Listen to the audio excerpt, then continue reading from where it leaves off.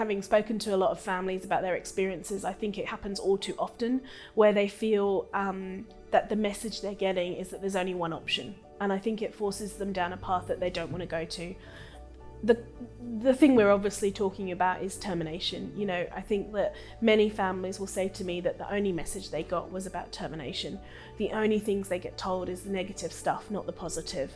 And I think that that's never nice for them, and it's unfortunate that that's still happening. It was a really big shock, and when our obstetrician gave us the news, we didn't get any actual information about Down syndrome, what it would be like to live with Down syndrome, to parent a child with Down syndrome, or to have a sibling with Down syndrome. All we got was just the really basic information about what it is as a genetic condition. And we were told that we got the news over the phone on a Saturday morning and told we had the weekend to decide, and that we could get in on that Monday for a CVS and then have a termination. I had been continually asked by the public system doctors, different doctors that I'd seen every week, was I going to continue with my pregnancy? Even though I told them yes, I was going to, they still, continue to ask me that.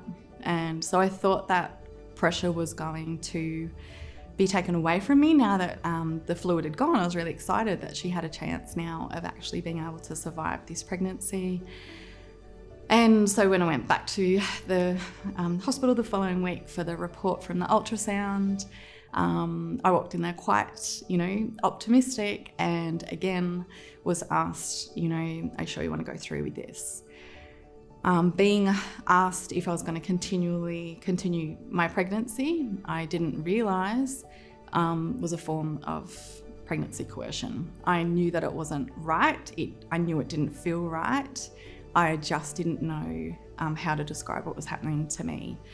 I felt extremely vulnerable to be at the hands of the medical professionals who should have been guiding me and supporting me and giving me information, instead made me feel that I was irresponsible for carrying my baby and continuing my pregnancy. One of the problems of receiving information in a forceful or negative way, or with an assumption of how you need to act, is that families are often in a very vulnerable time and they're being pressured to make a decision in a hurry. And for some, they're they're given the appointment and they're expected they will make a decision in that way. And I think it's utterly disrespectful for people making a decision. I think that those questions, for example, like, what their intentions are with a pregnancy. Do they want to continue? Do they not want to continue? We need to be really careful with the language we use, the way we ask those questions.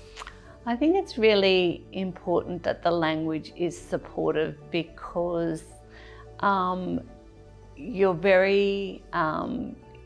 a whole lot of vulnerability in that moment. And there's a lot of emotions that people are processing. And I think it's very easy for unconscious biases from both the people who are receiving the news as well as the people who are delivering the news to come into play.